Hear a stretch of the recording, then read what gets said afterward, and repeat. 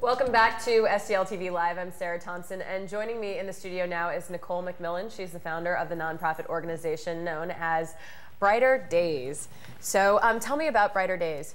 Well, Brighter Days is a charity that has been close to me for a while. Then I just decided to launch it, and it's for foster children, adoptive children, and troubled youth that has been in trouble with the authority or anything.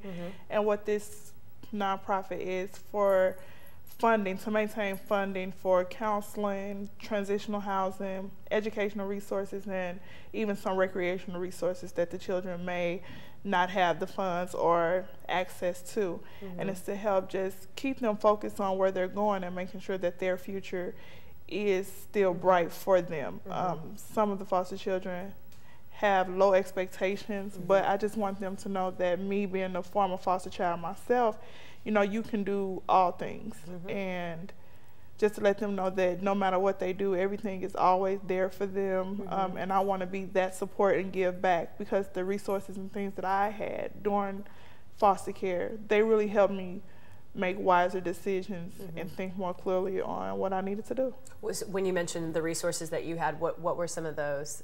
I was in a group called Independent Living. I know that they still have that particular program, but after that program, they had what they call support group.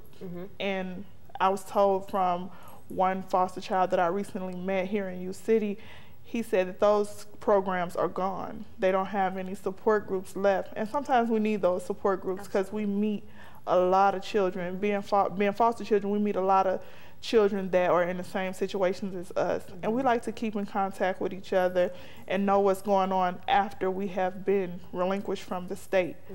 And I still talk to several of my foster family, as I call them, and it's just good to know that you have someone out there that's been in the same situations as you.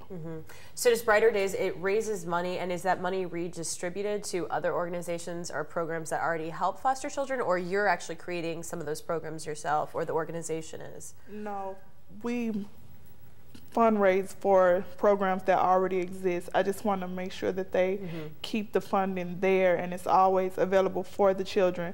And the recreational part is something that I want to do personally myself, because we have some foster children that may need things like homecoming dresses, basketball uniforms, football uniforms, and different expenses that they need to pay at school.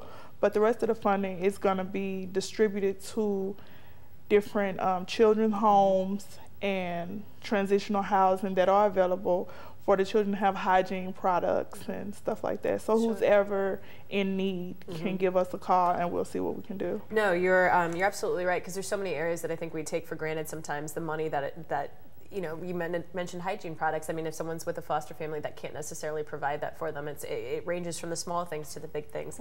Now you have a fundraiser coming up on, is it November 4th that you have? Yes. Tell me about that. Well, this fundraiser is going to be primarily for adults to help fundraise for the children, and it's going to be a silent auction, and it's going to be a dinner and lots of entertainment, and it's for November the 4th, but the venue is still pending. I'm talking to a couple of different prospects. But so there we have. This is a silent auction and dinner event. Brighter Days begin. It's taking place November 4th at 5 p.m.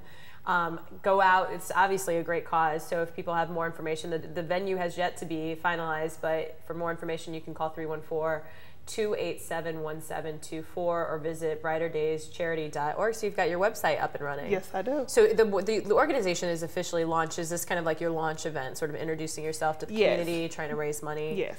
That's yes, good. it is. That's Brighter great. Days begin. Yeah. That's great. And how long had you really been thinking about starting? It seems like quite a while. A lot went into this, obviously. I had been thinking about it for, honestly, about a year or so, but I actually just started creating it and doing my part to get it launched about 3 weeks now. Wow. Wow. Yeah. Good for you. Good for you. I mean, I think sometimes people come up with ideas. There's a cause that's close to home for them, but they don't necessarily have it translated into anything, and I Exactly. think that's great. We're going to talk some more because you've got some t-shirts printed, All right. and there's some interesting information we want to learn about the organization, so we have to take a break, but we'll have more with Nicole when we return.